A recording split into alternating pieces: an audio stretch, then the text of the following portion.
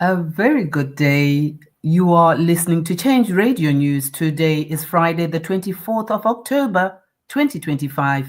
The news read by Olive Ruzizo. And here are the headlines. Zanu PF, the real sanctions on Zimbabwe.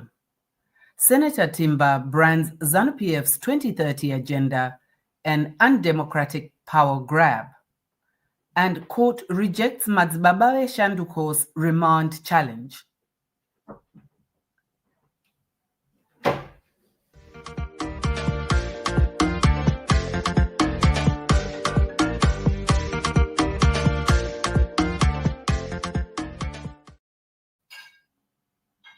And now for the news in detail. As the government prepares for this year's anti-sanctions gala at the Heritage Village in Harare tonight, many Zimbabweans have expressed that the real sanctions are not from the West, but from corruption, repression, and poor governance under the Zanu PF-led administration.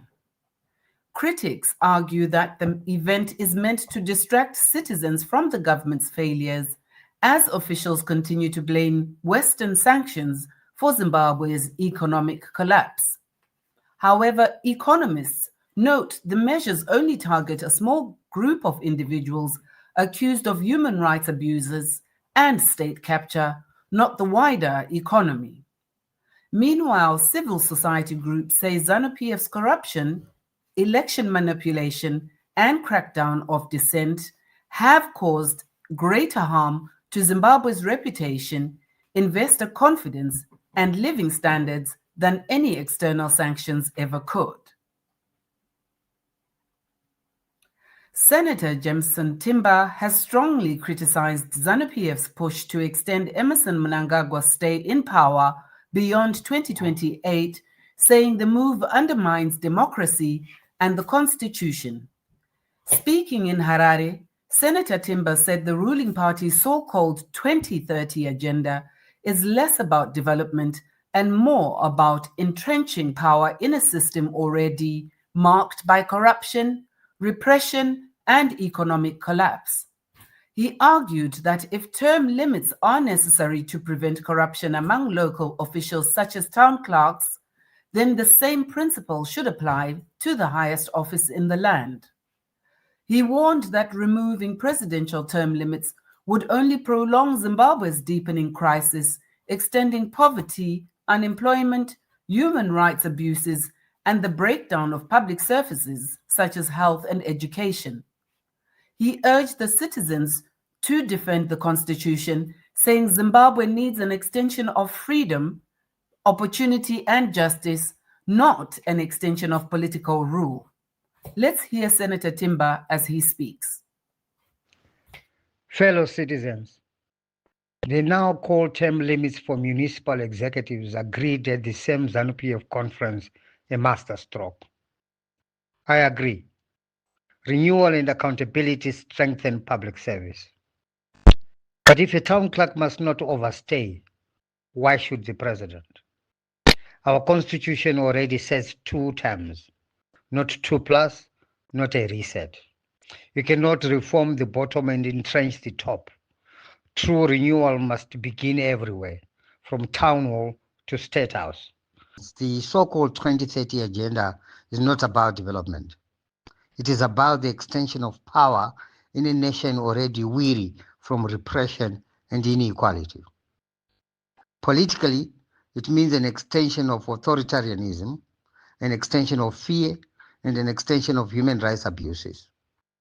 Economically, it means an extension of unemployment, an extension of poverty, an extension of corruption, and an extension of the collapse of both our education and the health delivery systems. Zimbabwe does not need an extension of rule.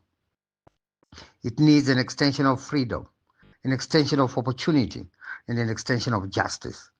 That is the future we must defend, the future written in our Constitution. The Constitution was written by the people, for the people. It stands above every individual. Our Constitution is our future, and we must defend it. Godfrey Karembera, popularly known as Madzibaba WeShanduko, will remain in custody after Harare magistrate dismissed his application to challenge remand. He faces charges of incitement linked to the planned 1 million men march. His detention has raised concerns over shrinking democratic space and judicial independence in Zimbabwe. Critics say holding someone on remand for a non-violent offense is excessive and politically motivated, reflecting a pattern of using the courts to silence dissent. Karembera is set to appear in court on October the 28th for his bail application. United States lawmaker Gregory Meeks has warned that any move to extend President Mnangagwa's term beyond 2028 would undermine Zimbabwe's democratic foundations. Legal experts say such a change could require 2 national referendums, despite Zanu PF's parliamentary dominance. The proposal has also revealed reported tensions within the ruling party between Mnangagwa's allies and those of his vice, Constantino Chiwenga. Zimbabwe's opposition and civil society leaders will meet next week at Sappers Trust in Harare to discuss President Emmerson Mnangagwa's reported plan to extend his rule beyond the 2028 constitutional limit to 2030. The meeting, hosted by academic and publisher Professor Ibo Mandaza, comes amid growing concern that the move would undermine the 2013 constitution. The Reserve Bank of Zimbabwe recent ZIG Perception and Confidence Survey has been criticized as propaganda disguised as economic analysis. Analysts say the reported surge in ZIG transactions does not reflect growing public trust, but rather coercion and limited choice as Zimbabweans rush to offload the currency before it loses value. Bryden Country School has lost a long legal battle against Chinese cement company Shuntai Private Limited, which is set to build a factory near the campus. Despite a High Court stop order and a judge visiting the site, construction has continued. Environmental experts warn the plant poses serious health risks to nearby residents and school children. The Environmental Management Agency, EMA, approved Shuntai's impact assessment despite community objections. The dispute, which has lasted several years, raises questions about whether profit is being placed above public safety in Zimbabwe.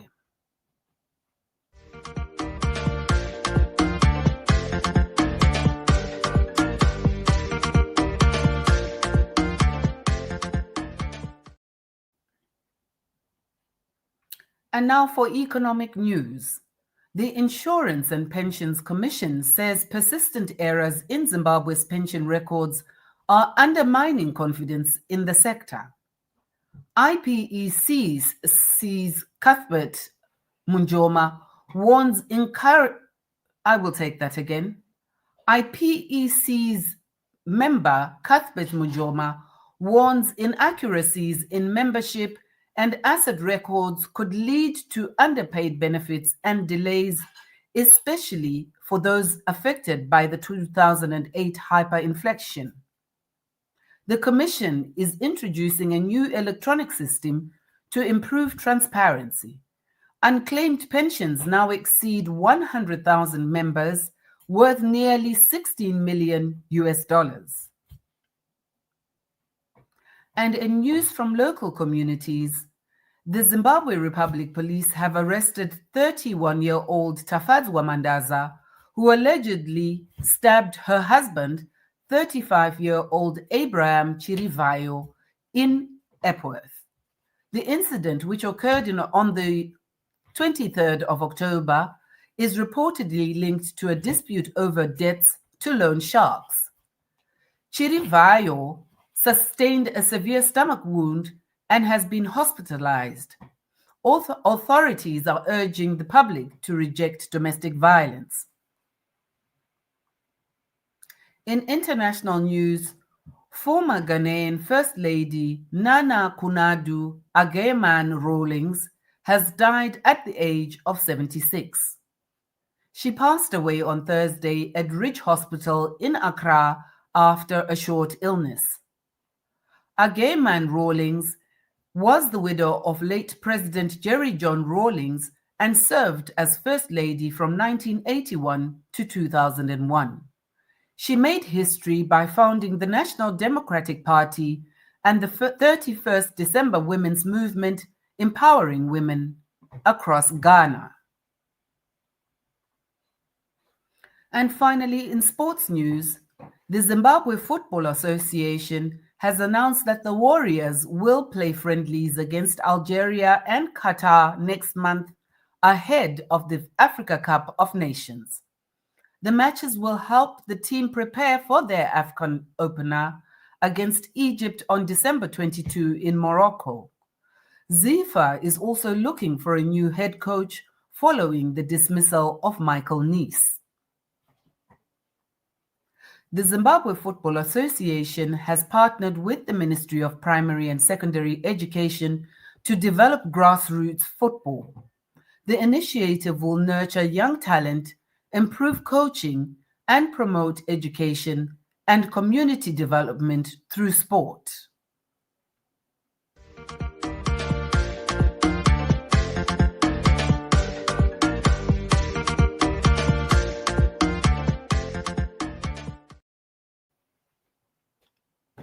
To end this news bulletin, here are the headlines once again. Zanu PF, the real sanctions on Zimbabwe. Senator Timba brands Zanu PF's 2030 agenda an undemocratic power grab. And court rejects Madzibaba WeShanduko's remand challenge. This concludes our bulletin for today. Thank you for listening. From myself, Olive, and the entire team at Change Radio, have a blessed weekend.